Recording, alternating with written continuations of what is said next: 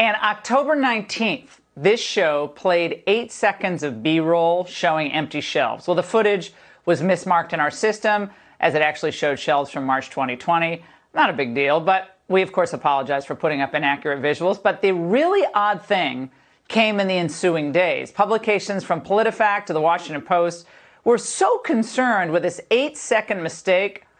The question is why? Well, it's because they want to distract from the fact that it is happening now. So in the interest of accuracy, we want to take you on a tour of the United States. Check out these shelves from Brooklyn, Saturday. And here in Connecticut, last Thursday.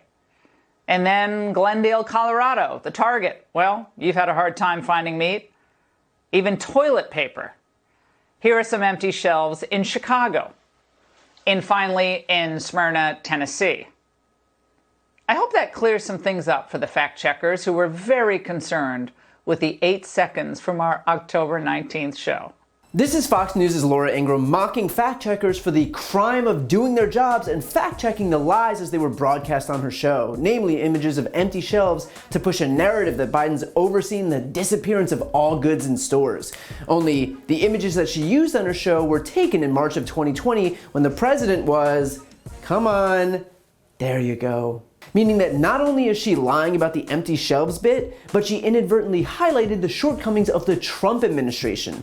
If empty shelves are truly the devastating, disqualifying concept that she's making them out to be, then man, that really doesn't reflect too well on the administration or the political party that oversaw them when those photos were actually taken. Now, this should go without saying, but because we live in a dystopian hellscape, I should probably make this abundantly clear.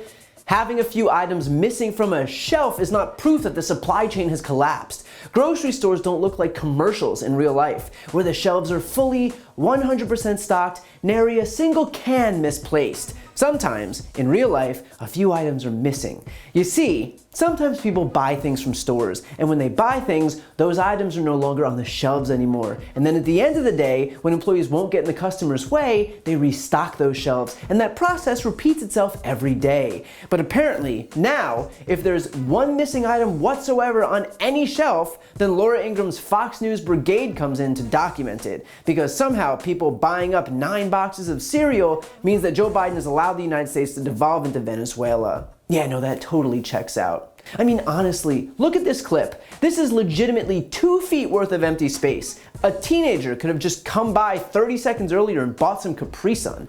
And yet, if this is the best that Fox News could find to prove their point, all of 24 inches of empty space in some random grocery store in Chicago, then that quite literally proves there is nothing to this story. But even worse here is that even in her little victory lap where she showed a bunch of devastating images of, gasp, shelves with items missing, truly a phenomenon never before witnessed in the storied history of this country, again she makes the exact same mistake that prompted this whole thing in the first place. Because the very last image of an empty shelf in Tennessee miraculously looks identical to the image used in another Fox segment on items being withheld from shelves over shoplifting. Shelves in Chicago. And finally, in Smyrna, Tennessee. I hope that clears some things up for the fact checkers who were very concerned. Simple and low-priced items being kept under lock and key to keep thieves away. But surely Laura wouldn't misrepresent a photo of empty shelves during a segment where she issues a correction on misrepresenting photos of empty shelves. And by the way, this isn't just an issue with Laura Ingraham. Other Fox News hosts are pushing the same narrative and is trickling down to the internet crusaders on the right too. Here's some right-wing personality suggesting that Target is sporting barren shelves too, likening it to Venezuela. Only, minor issue, she forgot to crop out the full pile of boxes alongside the empty shelves in what is clearly just a seasonal exhibit being swapped out. The problem with the people who are dumb enough to try to spread blatant disinformation is that they're probably also too dumb to cover their tracks effectively. And look, the reason for all of this is obvious. This is what right-wing media does. Their MO is to cook up a scandal, repeat it ad nauseum, and try to will it into existence. That's why we spent every day hearing about death panels before the ACA was passed into law. And tell me, how many of those so-called death panels are operational today? Or how Benghazi was the greatest foreign policy blunder in the history of the world when 4 Americans tragically died, only to watch Republicans shrug off 700,000 dead Americans at the hands of a pandemic that they still can't be bothered to take seriously. Or how they claim that Hillary's emails was the biggest national security risk that the country ever faced, repeating it on a daily basis for literal months and months. And yet when Ivanka Trump used her own private email server while cosplaying as her daddy's senior advisor, not a peep from those national security hawks over at Fox. And of course, the migrant caravans that just so happen to pop up in September or October of every election year, just in time for Fox to shove 16 hours a day of unadulterated xenophobia down the throats of their viewers. These made-up scandals aren't a bug, they're a feature. And yet, frankly, the right has no choice, because aside from made-up scandals, what are they going to run on? Policy? Tax cuts for the rich? Stripping away women's reproductive rights? Pretending climate change isn't real? All of their policies are woefully unpopular, and so instead, they need these bogus culture war issues to distract their audience from what's actually happening. That's why they're forced to use footage from their own party's presidency from over a year ago to try and will into existence this idea that the shelves are bare now during Biden's presidency.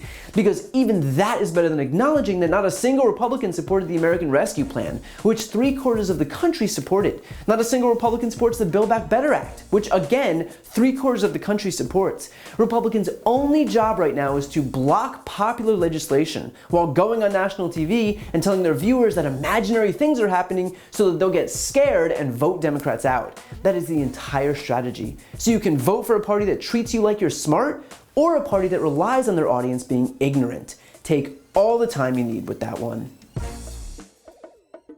To see more videos like this, click the subscribe button right here on this screen. And if you want to support my work, subscribe to my podcast, No Lie with Brian Tyler Cohen. I cover the most important stories each week, and my guest is always one of the top political figures, including Vice President Kamala Harris, Jen Psaki, Elizabeth Warren, Pete Buttigieg, Nancy Pelosi, Katie Porter, Cory Booker, and so many more.